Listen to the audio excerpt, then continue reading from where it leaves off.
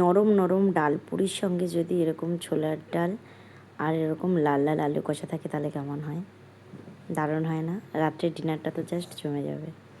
তো চলুন, তার জন্য আমি ছোলার ডাল আমি ভিজিয়ে রেখেছি। এরকম দেখবেন আধখানা হয়ে গেলেই জানবেন যে এটা ভেজা হয়ে গেছে। চলুন একটা মিক্সির জারে এটাকে আমি দিয়ে এর মধ্যে দিয়ে দেবো আমি একটু আদা, একটু কাঁচা লঙ্কা আর দেবো একটু লবণ, দিয়ে এটাকে ভালো করে আমি ব্লেন্ড করে নেব। ব্লেন্ড করা হয়ে গেছে। এবার চলুন ময়দাটা মেখে নিই।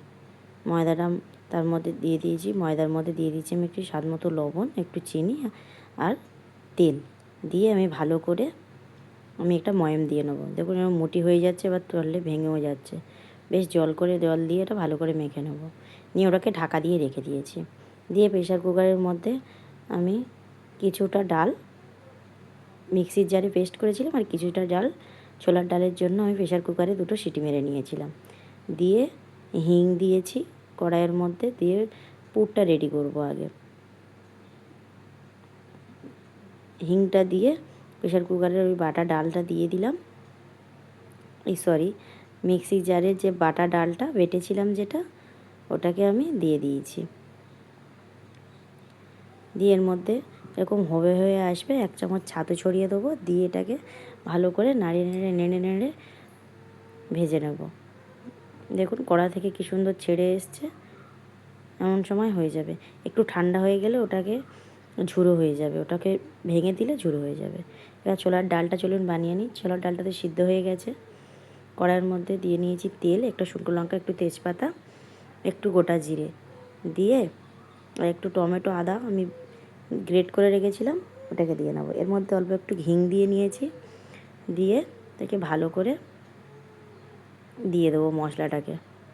দিয়ে মশলাটা বেশ কষানো হয়ে যাবে।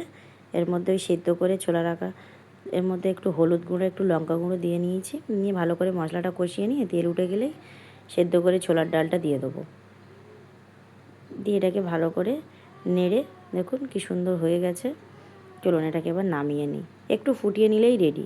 ছোলার ডালটা দেখুন কত সুন্দর হয়ে গেছে। এবার ময়দাটা মেখে রেখেছি, চলুন ওটাকে লেচি কাটি। দেখুন কত সুন্দর ময়দাটা মাখা হয়ে গেছে। আমি রেস্টে রেখে দিয়েছিলাম, ততক্ষণ ওগুলো করে নিচ্ছিলাম।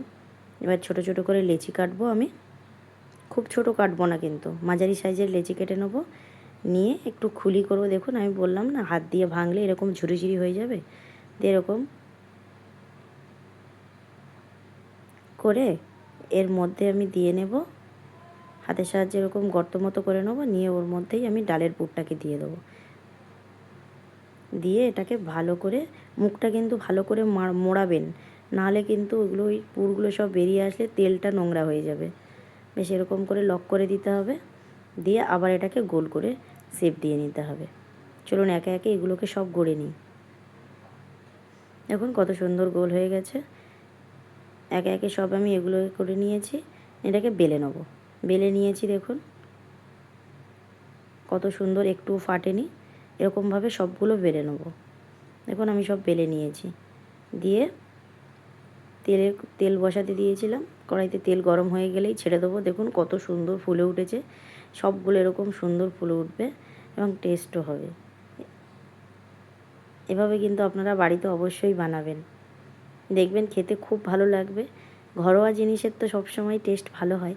আমরা দোকান থেকে কিনি, বাট তেমনভাবে হাইজেনিক ওরা মেনটেন করে কি না আমরা বুঝতে পারি না, কিন্তু বাড়িতে বানালে সেটা আমরা সম্পূর্ণ বুঝতে পারি। এবং আপনারা বাড়িতে বানাবেন এবং কমেন্ট করবেন কেমন হয়েছে।